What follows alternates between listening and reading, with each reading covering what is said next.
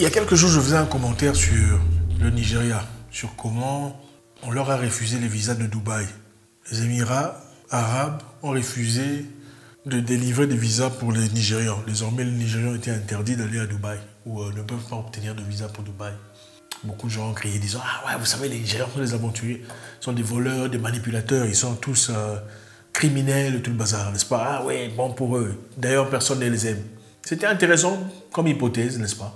Mais je me souviens encore précisément avoir dit que quand l'opprobre ou un malheur arrive au prochain, ou un combat arrive à la porte du prochain, ne vous précipitez pas de vous en réjouir ou de vous taire, disant ce n'est pas mon problème, c'est à lui de se défendre contre l'intrus ou l'étranger. Parce que vous ne savez pas, peut-être que bientôt vous serez le prochain. Voilà. Maintenant, il y a suspension de visa, interdiction de visa d'entrée pour 20 pays africains. Ce n'est plus les Nigériens. Riez maintenant. Non, riez maintenant comme vous riez, comme vous disiez que ce sont les Nigérians qui sont manipulateurs, voleurs, tout ça. Riez, il faut rire encore. Vous voyez maintenant? Il y a de ces combats qu'il faut partager. C'est vrai. Nous savons que dans beaucoup de cas, votre hypothèse est peut-être vraie. Il y a un grand nombre de Nigérians qui sont actifs dans une certaine négativité.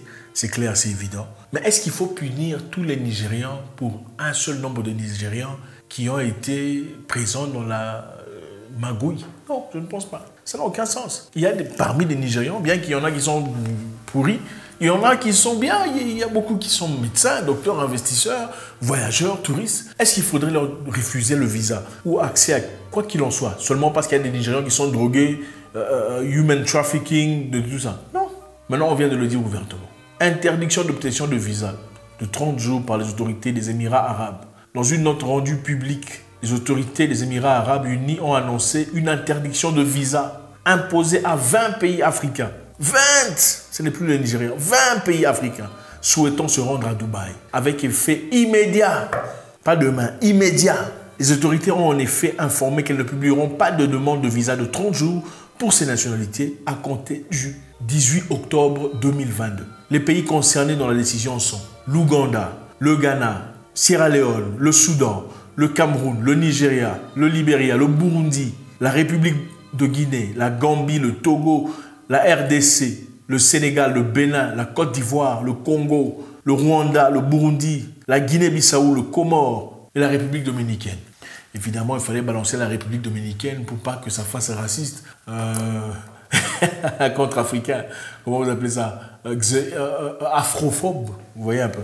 Sinon, ça serait quand même bizarre. Pourquoi c'est seulement l'Afrique noire, l'Afrique subsaharienne? Il fallait balancer la République dominicaine pour essayer de créer un peu l'ambivalence, pour équilibrer. C'est clair. C'est clair le genre de personnes qu'on est en train de cibler. On a ciblé un groupe bien spécifique de personnes. On sait que, principalement que la plupart sont ceux qui sont pro-immigration. Ce sont des gens qui, quand ils vont chez autrui, ils ne rentrent pas. Pour la plupart des cas, c'est clair. Donc, pour un visa de 30 jours, beaucoup vont et restent. Ils y vivent. Au lieu de renouveler ou pour carrément rentrer chez eux pour vivre, pour redemander ouvertement, ils viennent avec un visa de 30 jours. Après, soit. Ils restent carrément, ne quittent pas. Et avec ça, qu'est-ce que ça crée? Ça crée des réfugiés économiques, des gens qui quittent leur pays pour aller chez autrui, pour chercher une vie et encombrer la société. Deuxièmement, ça crée un flux de criminalité. Parce que il y a parmi ces gens, beaucoup de gens qui sont impliqués dans la criminalité. Money laundering, blanchiment d'argent, trafic humain, tout ça, tout le bazar. Voilà. Et troisièmement, vous êtes tel que vous êtes. Vous êtes le genre de personne qui, quand on vous gifle, vous ne foutez rien, à part vous plaindre. Vous ne savez pas comment réagir, vous ne savez pas comment frapper en retour. Ce n'est pas la première fois que Dubaï ou les Émirats fassent des sanctions ou des restrictions à l'égard de l'Afrique. Pendant Covid, c'était la même chose. On a dit ces pays tel, vous ne respectez pas les lois, vous ne viendrez pas à Dubaï. C'était comme ça, n'est-ce pas? Les gens sont restés là comme ça à regarder. Pourtant, il y a une certaine forme de réciprocité qui pourrait vous faire respecter. C'est clair. On sait que quand vous partez, vous ne rentrez pas. Et quand on le dit, il ne faut pas se fâcher. Parce que généralement, même en Europe, quand on prend les visas, c'est généralement visa de visite, non? Visa de maladie, visa de visite pour église. Je me demande même comment les gens à l'église, ils vont demander visa de visite pour église et ensuite ils restent. Et puis il devient pasteur dans les mensonges. C'est bizarre, je n'y avais jamais pensé. Tu demandes le visa de visite pour aller visiter une église. Tu arrives là-bas, tu restes réfugié. Tu ouvres ton église, tu deviens pasteur. Donc tu as menti à la demande de visa. Enfin bref, ça c'est une histoire d'une autre fois. C'est pour dire pourquoi on n'a pas fait des restrictions pour l'Europe. Pourquoi il n'y a pas de restrictions pour les États-Unis? Pourquoi il n'y a pas? Pourquoi les restrictions? Et c'est clair, on a choisi sélectivement des pays de l'Afrique de l'Ouest et quelques pays de l'Afrique centrale. Pourquoi vous ne voyez pas l'Afrique du Sud ici? Parce que les Sud-Africains, généralement, ils ne vont pas chez les gens pour ne pas rentrer, c'est clair. C'est un pays aussi assez fort, c'est un pays qui se respecte. On ne peut pas faire des bêtises avec les Sud-Africains sans que le gouvernement sud-africain réagisse, en tout cas de manière foudroyante. Ils vont réagir. Ils vont faire appel à votre ambassadeur pour explication. Chez vous, je ne sais pas si on peut le faire. Je ne pense pas, généralement. Pour ceux qui me suivent, ceux qui sont africains, francophones en tout cas, surtout, non. Deuxièmement, il faut réagir. Okay? Quand une personne ne te respecte pas, clairement, ne respecte pas l'argent que tu lui apportes. Dans ton tourisme, je sais qu'il y a beaucoup de gens qui vont là-bas pour commander, pour devenir des travailleurs. Il y a beaucoup de gens qui vont là-bas pour chercher du boulot. Il y a même beaucoup qui vont à Dubaï pour créer leurs propres emplois. C'est-à-dire, il va à Dubaï, son travail devient de... Quand il y a un étranger d'un pays étranger qui arrive, un francophone par exemple, il vient et dit bonjour, qu'est-ce que vous cherchez? Oh, nous cherchons de l'argent, je veux vous y emmener. Il devient commissionnaire. Donc il fabrique lui-même son propre emploi. C'est difficile de se faire respecter comme ça. Pourtant, je pense que ça devrait faire appel à notre conscience. La première chose, c'est quoi? Améliorer votre pays. Améliorer votre pays. C'est votre pays qu'il faut améliorer. Améliorer votre pays. Et c'est notre responsabilité à nous, la jeunesse, de mettre la pression. Arrêtez d'accepter n'importe quoi. Arrêtez de voter des gens qui sont de votre tribu, seulement parce qu'ils sont de votre tribu. Arrêtez de défendre des voleurs. Arrêtez de défendre des paupérisateurs seulement parce qu'ils sont de votre tribu. Parce que généralement, c'est ça. Il est de ma tribu. Qu'est-ce qu'il fait pour le pays? Qu'est-ce que vous gagnez? Pas d'hôpital, pas d'école, pas de route, rien. Mais vous êtes là comme ça, dans votre langue maternelle, là, en train de supporter. Est-ce qu'ils en subissent les conséquences? Non. Les autorités sont là quand ils veulent partir à Dubaï ou peu importe, Qatar. Ils vont y aller sans difficulté. C'est toi qui vas en subir les conséquences. Vous vivrez seulement à acclamer les chefs parce qu'ils sont de votre tribu, passer dans les voitures. Ah, il faut les laisser parce qu'ils vont de votre tribu. Non. Ne voulez-vous pas aussi avoir l'honneur, un sens de l'honneur? Si vous allez chez votre voisin ici, on vous dit non, monsieur, l'heure de manger est arrivée. Hein. Est-ce qu'on peut se voir peut-être demain? Vous allez encore partir? Dites-moi, vous allez encore partir? Vous ne partirez pas. Avec l'ego que vous avez généralement, vous ne direz pas. Pourquoi votre ego s'applique seulement quand c'est un ami qui ne veut pas de toi, qui clairement ne veut pas de toi chez lui? Mais tu ne peux pas avoir l'ego aussi par rapport à ta nation. C'est-à-dire choisir les bons dirigeants. S'ils sont mauvais, ils sont mauvais. Peu importe leur origine, peu importe leur tribu. Si c'est un mauvais dirigeant, c'est un mauvais dirigeant. Si c'est un voleur, il faut le dire. Il ne faut pas le défendre seulement parce qu'ils parlent, ils ont même intonation que toi, même accent que toi. Non. Soit si vous voulez ça, il faut devenir une tribu. Créer votre propre pays dans votre propre tribu. Comme ça, vous allez vous gérer vous-même et laisser les autres vivre en pays. Vous ne pouvez pas désirer avoir une démocratie, une mentalité de coutume, de village. Non. Le pays, ce n'est pas le village. En Afrique, généralement, on vote le président par rapport à sa tribu. Vrai ou faux? Hein? La démocratie en Afrique, c'est par rapport à la tribu. C'est une démocratie tribale. Chacun va, on dit, je vais chez moi. Donc, tu rentres dans le village natal. En fait, les gens ne te choisissent pas parce que tu es compétent. On te choisit parce que tu parles la langue, le langage. C'est injuste. On doit se réveiller et quand on vous dit ça, les gens se fâchent. Il ne faut pas se fâcher. Il faut se fâcher contre la pauvreté, la misère, l'idiotie, le manque de respect. Personne ne respecte l'Afrique. Où est l'Union européenne? Excusez-moi, l'Union africaine. Où est l'Union africaine pour dire un mot? Ok?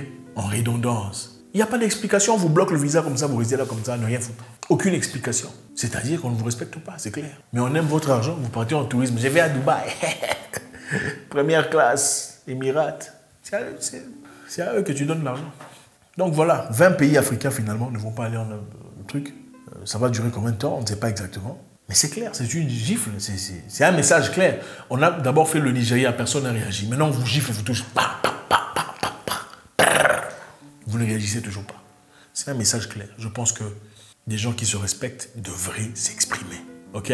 L'Union africaine devrait s'exprimer. Au nom de toutes ces personnes compétentes, ceux qui voyagent pour les bonnes causes, ceux qui voyagent pour les bonnes raisons, ceux qui ne défient jamais l'intégrité du visa, ceux qui ne restent jamais au-delà des jours nécessaires. On ne peut pas mettre toute une nation, tout un continent, tout un groupe de personnes dans une même boîte seulement parce qu'il y a un groupe de personnes. Évidemment, dans toute nation, il y a des aventuriers. Là-bas aussi, il y a des gens qui tuent les gens, il y a des gens qui tapent les gens, il y a des gens qui maltraitent des domestiques. Est-ce qu'on dit que tous ceux qui sont là-bas maltraitent des domestiques? Non, on ne le fait pas.